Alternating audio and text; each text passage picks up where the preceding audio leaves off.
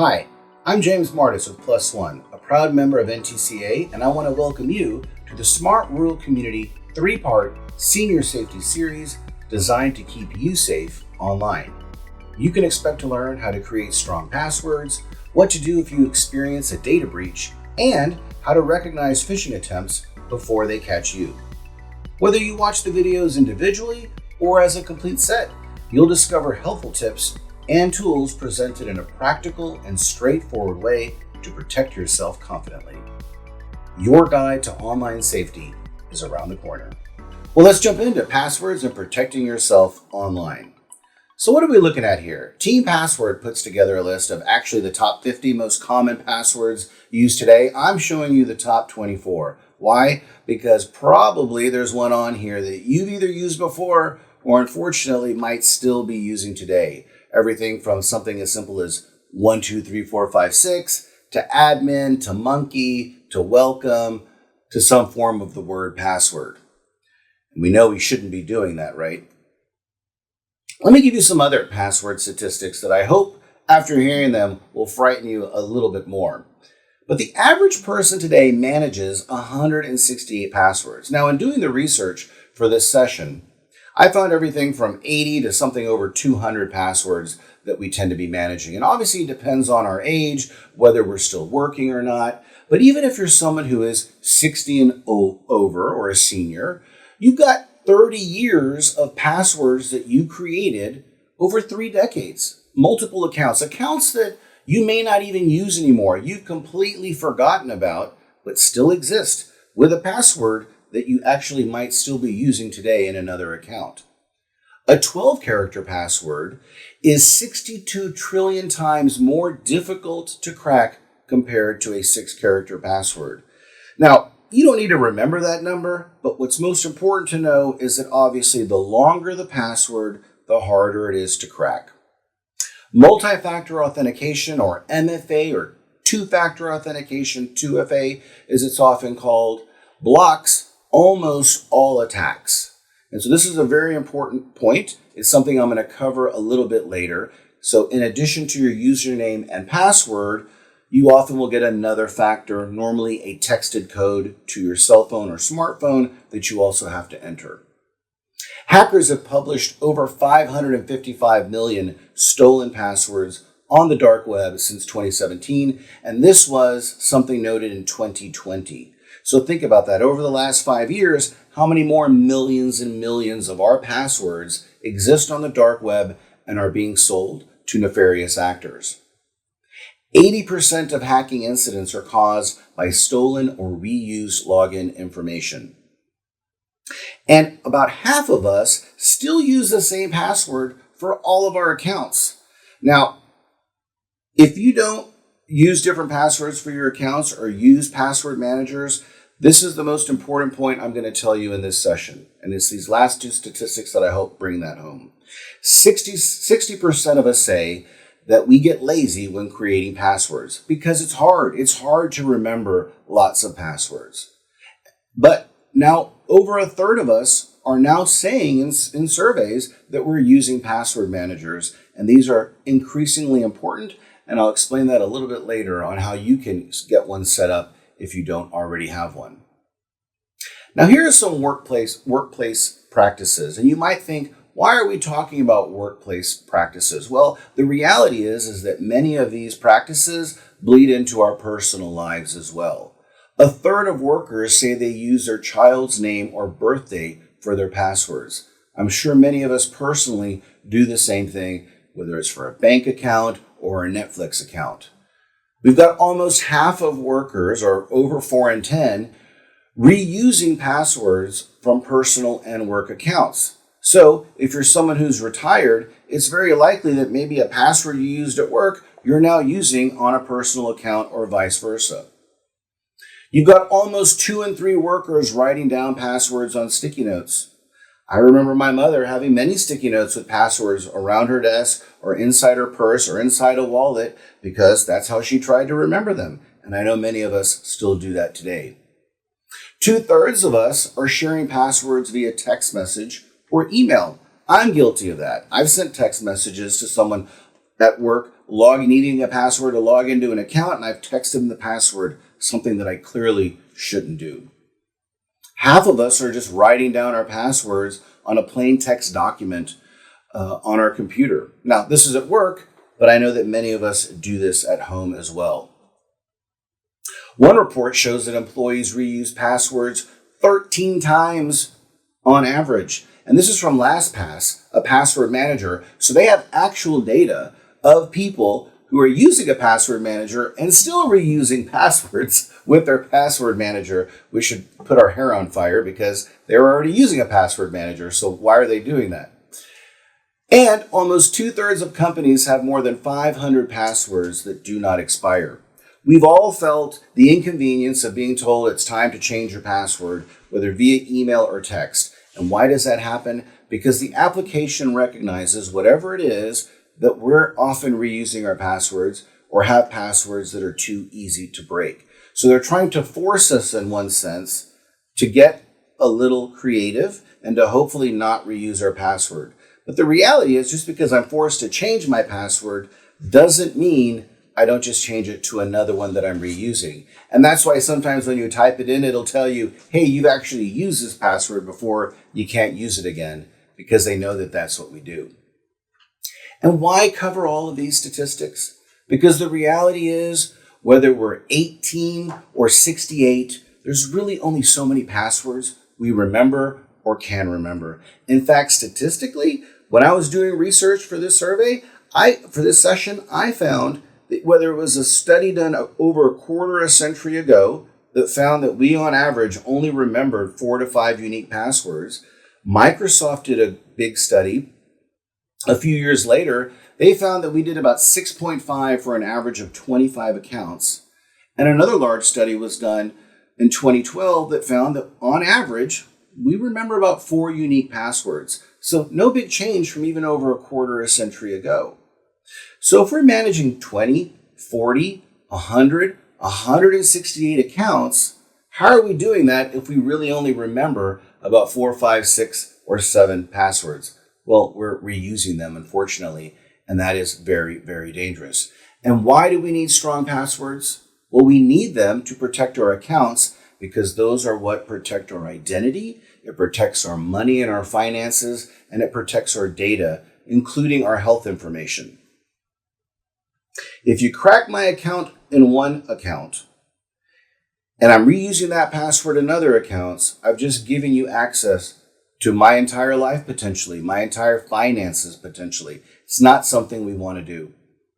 Now I want to cover some guidance provided by the Department of Homeland Security's Cybersecurity and Infrastructure Security Agency, or CISA. So CISA is under the Department of Homeland Security. And they give guidance on what we should do to protect ourselves and to create better passwords. But they start off with a vignette or a little story to explain why this is so important. And I think it's actually really appropriate to cover it here. And they say, here's Emma, who got a text message on her phone saying that hundreds of dollars had been debited from her bank account. And she thought, well, I didn't do that. I better log into my bank account right now to find out what this is about. The problem is she couldn't get into her bank account because the password had changed. And she thought, well, that's odd. Well, let me reset the password. So she went through the reset process where a link was sent to her email, right, as we're all very familiar with. But the problem was she couldn't get into her email either because the hacker had figured out that she had used the same password for both accounts, her email and her bank. So once they figured out one, they had changed both. So now she's locked out of her email. Now I want you to imagine this horrendous scenario. Now that hacker technically could probably access all of her accounts. He could go to any account that's ever sent an email to her email and just sit there and start changing all of her passwords. So in addition to having this bank problem, right, all of her financial accounts or all of her accounts, maybe medical accounts, insurance accounts, could all be compromised as well. Just consider that nightmare, for example, for reusing a password. So what does CISA say we should do, this Cybersecurity and Infrastructure Security Agency? Well, the first bit of guidance it gives is it says we should make our passwords long. And I already explained earlier why just jumping from 6 characters to 12 characters makes it so much more difficult to guess a password. And CISA says you should do at least 16 characters if you can, because the longer the password, the better the password. And why is that? Well, I've done the math for you here, and it's a lot of math. 16 characters gives you 335 septillion options, apparently. And how do you get that number, or why is this number so big? Because for each character, you could have 26 lowercase letters, 26 uppercase letters, 10 digits from 0 to 9, and 33 special characters, for a total of 95 different options for each character.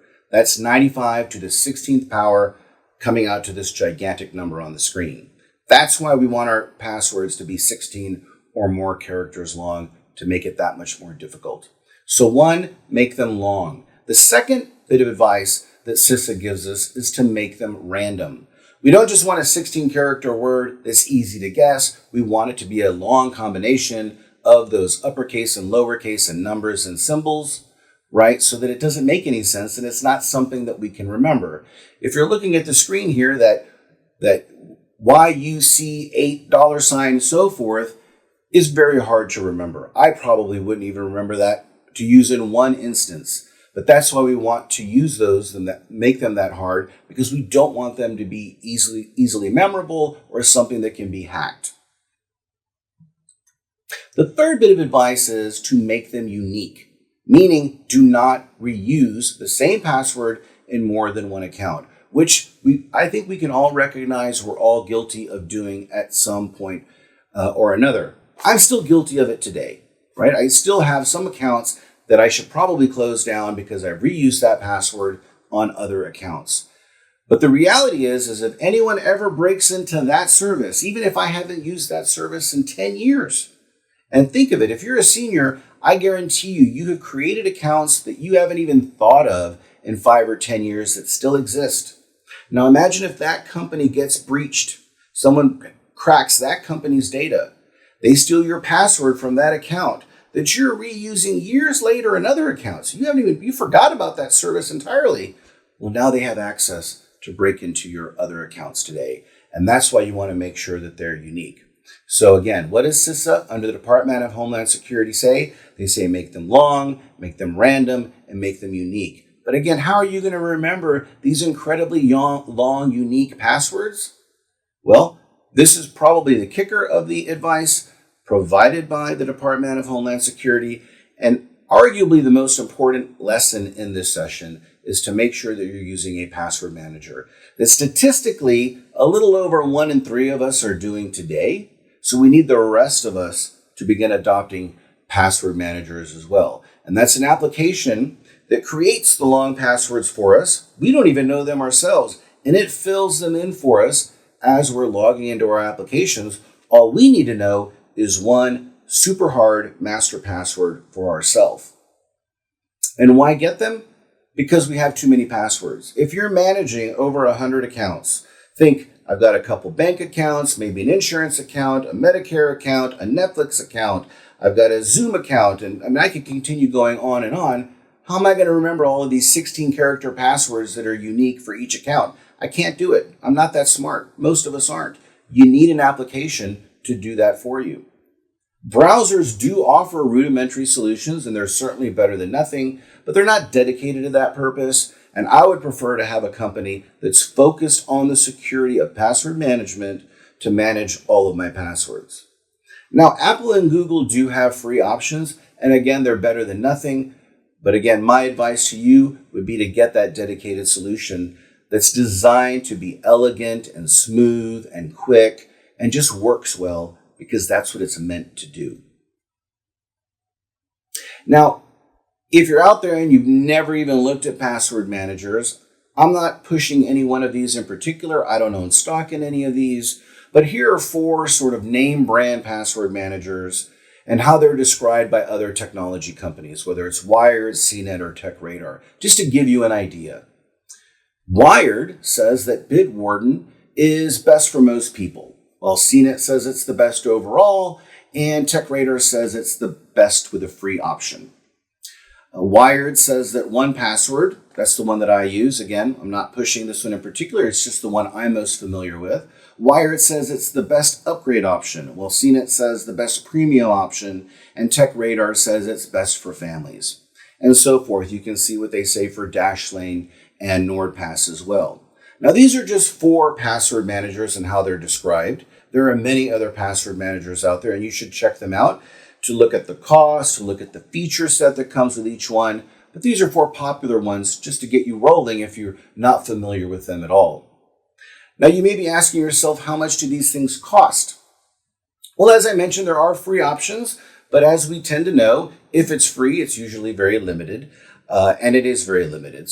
But there are free options out there. What's great is they often offer free trials. So you can test it out. Make sure, do I like the way this works? Is it as easy to use as I need it to be before you make an investment or a commitment? But even that investment, we're talking about $1 to maybe a handful of dollars a month that you can cancel at any time. But that's generally what you're looking at for even those 4 name brand passwords that I just covered here a second ago.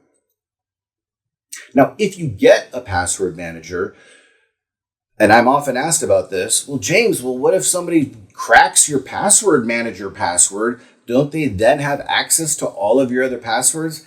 Actually, no. And I'm going to explain that a little later on here, why that's the case. But it is true that you want your master password for your password manager to be unbreakable, right? And I'm going to give you some hints on how to do that here shortly.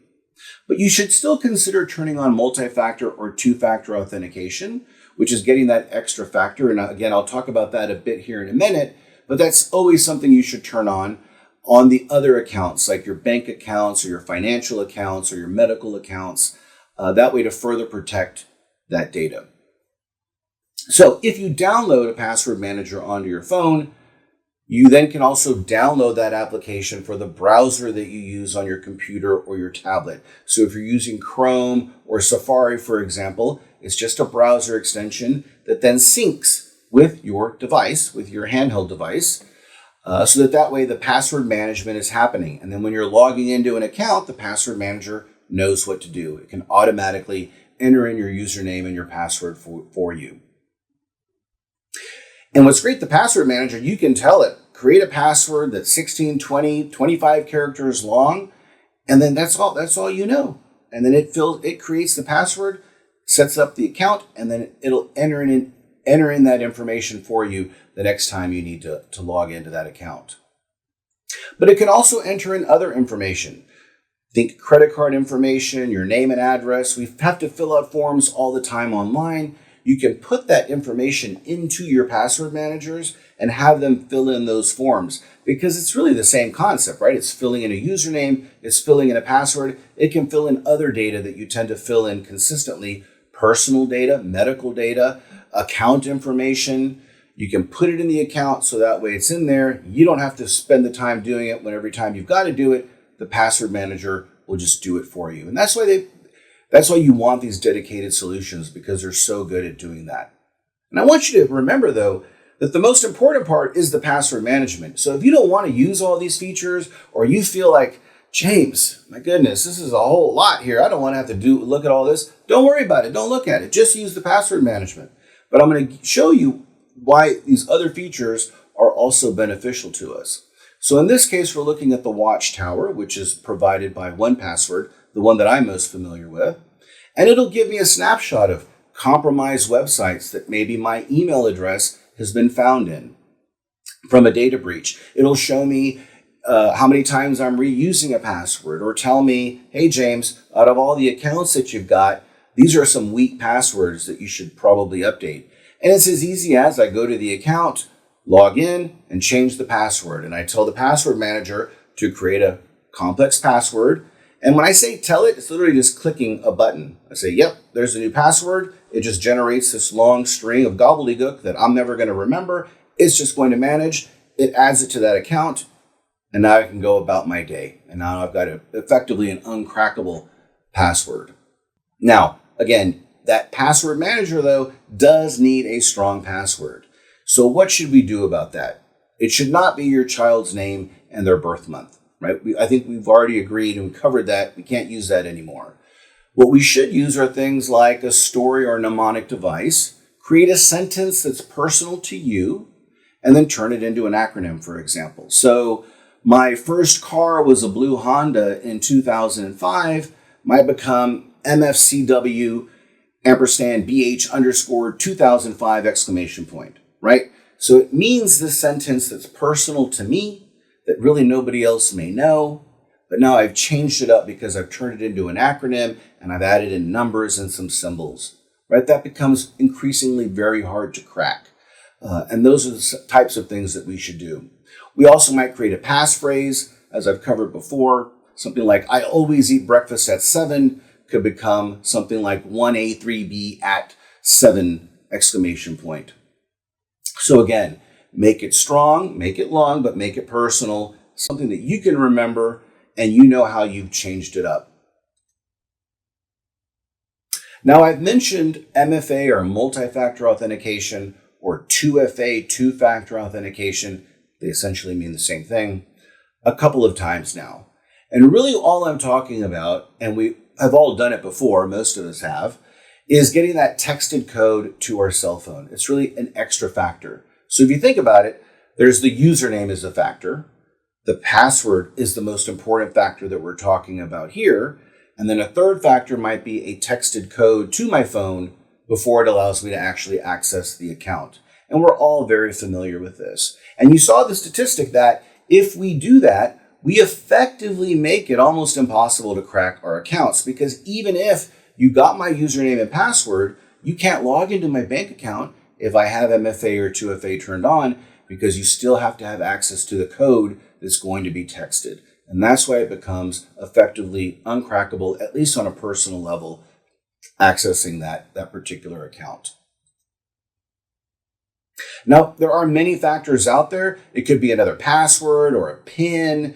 It could be a USB key. It could be a fingerprint. If you have a fingerprint reader, we don't always have that, but what we all have are smartphones that can get text messages. And so that tends to be the easiest, most elegant solution that we implement. But there are other factors out there, and I want to recognize that other factors exist. So in summary, we need a strong master password for that password manager. Be sure to turn on multi-factor or two-factor authentication, particularly on those sensitive accounts. Think bank accounts or your Medicare account or an insurance plan. Anything that you know, I don't want anyone breaking into my Netflix, but I definitely don't want them breaking into my bank account. So you should probably turn on MFA for your bank account, even if you don't want to turn it on for your Netflix account. And bonus, turn on notifications.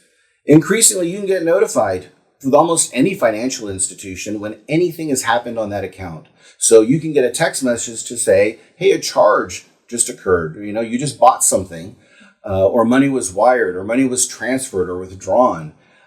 And why? Well, that way you're at least notified when something happens and can act on it to make sure if it's not something that you authorized. That's a wrap on this session of the Smart Rural Community 3-part Senior Safety Series. We hope you enjoyed learning about these tips and tools to keep you safe online. We would also like to thank our promotional partner, Calix, for their support of the series and the Smart Rural Community Program. To learn more, please visit smartruralcommunity.org/senior safety. See you next time and stay safe.